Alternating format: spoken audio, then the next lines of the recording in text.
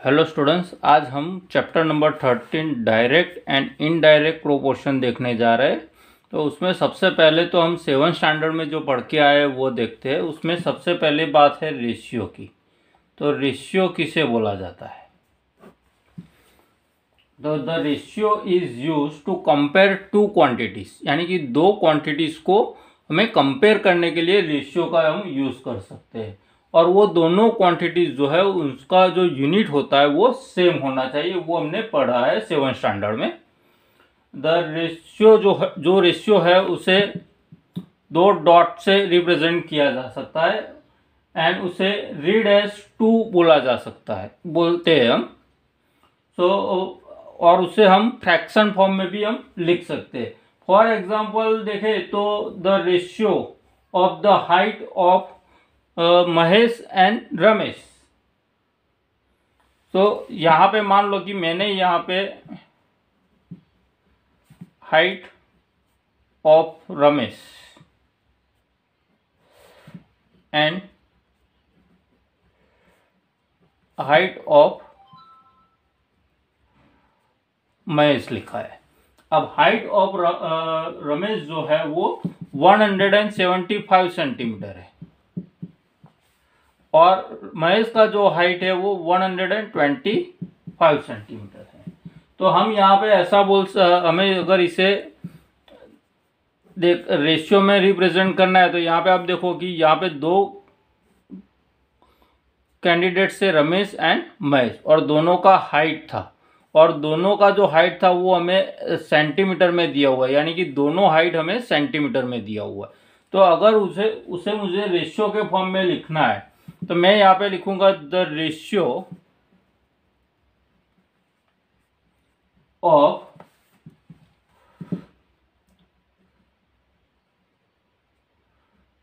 Ramesh height to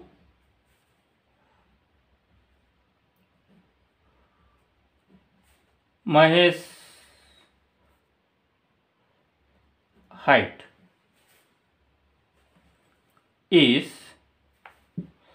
175 to 125। अब यहाँ पे ये 175 रेशियो 125 ऐसा है। तो अगर उसे मुझे लिखना है तो 175 अपन में 125 लिख सकता हूँ और उसे सिंप्लीफाई करेंगे हम तो हमें आंसर मिलेगा 7/5। क्यों? क्योंकि 25 इंटू 7 175 होता है, 25 इंटू 5 125 होता है। ये 25 कट होगा तो यहाँ पे 7/5, यानी कि ये जो आया वो हमारा फ्रैक्शन है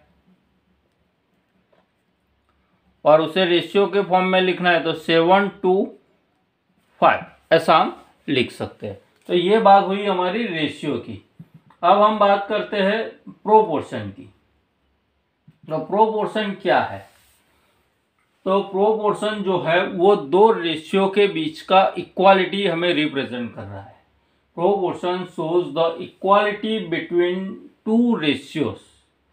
if two ratios are in proportion then they must be equal. अगर दोनों रेशियो जो है वो प्रोपोर्शन में है तो दोनों का वैल्यू हमें सेम मिलेगा। सपोज मान लो कि यहाँ पे मैंने A/B ये रेशियो लिखा है और दूसरा रेशियो मैंने लिखा है C/D। तो इसका मतलब क्या हुआ कि A/B एंड C/D।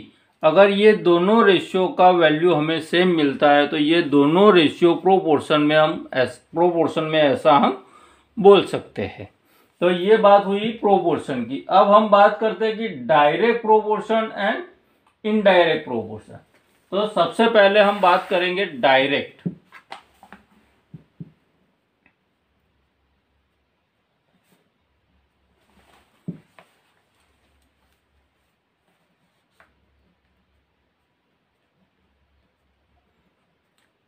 तो डायरेक्ट प्रोपोर्शन में क्या होगा? अब डायरेक्ट प्रोपोर्शन की मैं बात करूं तो मैं आपको एक एग्जांपल दे रहा हूं कि the cost of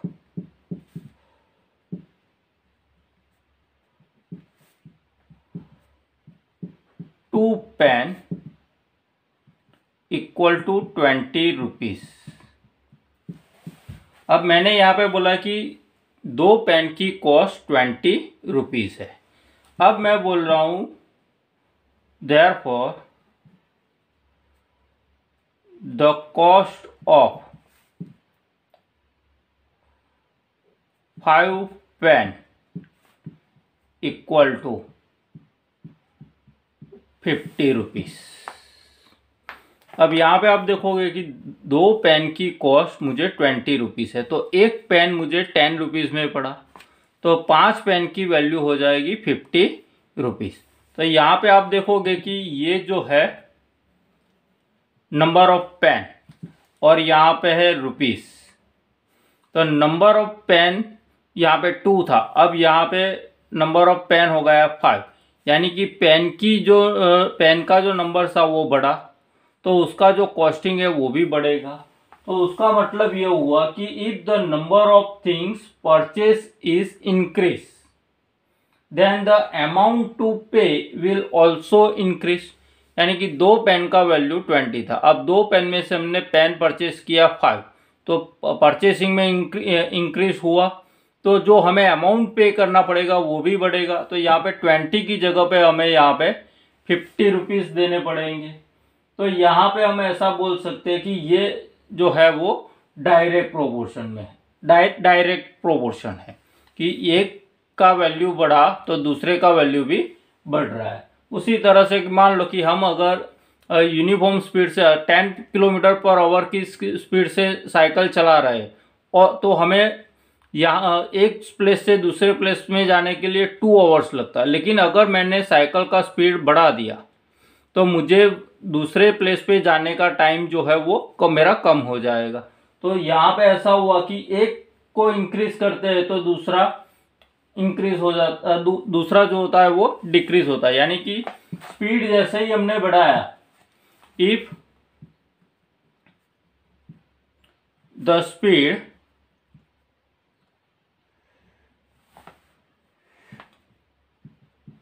of the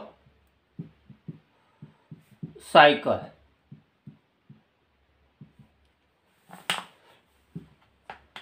will increase,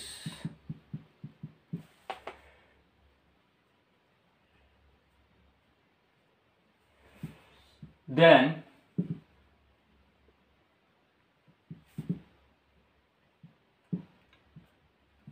time to reach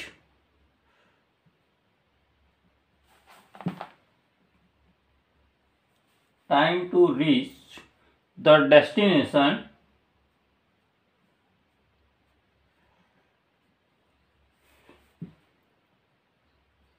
will decrease। तो यहाँ पे ये जो केस है उसमें आप देख सकते हो कि साइकिल का स्पीड बढ़ा तो दूसरे प्लेस पे जो जाने का टाइम, पहुंचने का जो टाइम था वो कम हो गया। तो यहाँ पे हम बोल सकते हैं कि there are so many situation in our life where we see some direct और इनडायरेक्ट रिलेशनशिप बिटवीन 2 थिंग्स। अब उसके मैंने यहाँ पे आपको 2 एग्जांपल दिए कि एक पहला एग्जांपल ऐसा था कि 2 पेन मैंने परचेज किया तो मुझे 20 रुपीज़ देना पड़े, और उसके बाद मैंने 5 पेन परचेज किया तो मुझे 50 रुपीज़ देने पड़े। यानी कि यहाँ पे नंबर ऑफ थिंग्स मैंने जो बाय किया वो इंक्रीज हुआ, तो उसके लिए जो मुझे अमाउंट देना पड़ेगा वो भी इंक्रीज हो रहा है। दूसरा एग्जांपल ऐसा है कि यहाँ पे मैंने साइकिल की स्पीड बढ़ा दी तो मुझे डेस्टिनेशन पे जाने के लिए जो टाइम लगता था वो डिक्रीज हो गया। यानी एक बढ़ा तो सामने दूसरा डिक्रीज होगा, यहाँ पे एक बढ़ा तो सामने वाला दूसरा भी बढ़ जाता है। तो यहाँ पे ये बात हुई हमारी डायरेक्ट एंड इनडायरेक्ट प्रोपोर्शन का, ये सिंपल एग्जांपल था। अब हम डायरेक्ट प्रोपोर्शन के बारे में बात करेंगे। तो एक इंक्रीज होता है तो दूसरा भी इंक्रीज होना चाहिए, एक डिक्रीज होता है तो उसके सामने दूसरा भी डिक्रीज होना चाहिए। उसका मतलब ये हुआ कि 2 quantities A and B are said to be in direct proportion if increase in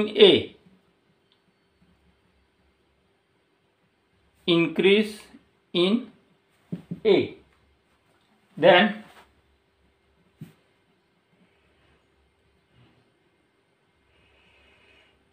increase in B, उसी तरह से डिक्रीज इन ए, देन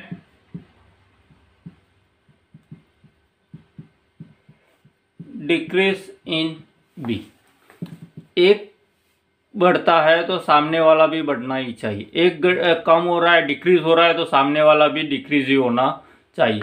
अगर ये कंडीशन है तो हम बोल सकते हैं कि ये डायरेक्ट प्रोपोर्शन है।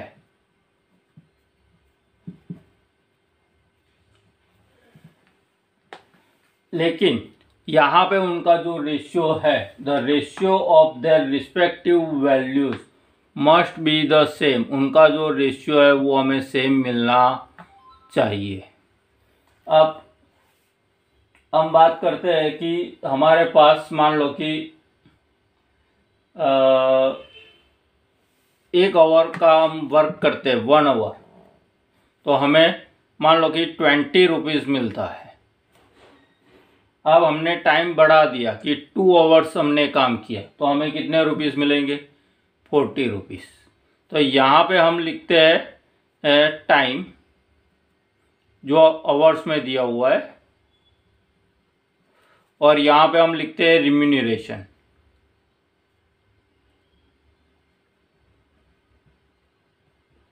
तो यहाँ पे आप देख सकते हो कि 1 आवर मैंने काम किया तो मुझे 20 रुपीज़ मिला। 2 आवर्स में काम करूँगा तो 40 रुपीज़ मिलेगा। 3 आवर्स काम करूँगा तो 60 रुपीज़। तो यहाँ पे आप देख सकते हो कि जैसे ही टाइम पीरियड बढ़ता है तो मेरा जो अर्निंग अमाउंट है, रिम्यूनरेशन है, वो मेरा बढ़ता जा रहा है 20 रुपीज़। तो हमें ये बता रहा है कि अगर वर्क के लिए जो आवर्स है वो बढ़ रहे हैं तो हमारा सैलरी भी इंक्रीज हो रहा है। तो उसे हम कांस्टेंट रेशियो में बोल सकते हैं, क्योंकि यहाँ पे 1 and 20, तो उसका रेशियो आएगा 1, इसका रेशियो ले तो 1/2, और इसका रेशियो ले तो 20/40। तो यहाँ पे 20/40 का जो आंसर आएगा वो 1/2 आएगा, यानी रेशियो जो है वो हमें सेम मिल रहा है। तो इसे जो है हम बोलेंगे डायरेक्ट प्रोपोर्शन। अब डायरेक्ट प्रोपोर्शन के लिए सिंबल है ये। तो when 2 quantities A and B are in proportion, then they are written as A and B। अगर प्रोपोर्शन में है तो हम ऐसा लिख सकते हैं A प्रोपोर्शन B, ऐसा हम रीड करेंगे उसे। वेर ये जो सिंबल है वो प्रोपोर्शन 2 बता रहा है।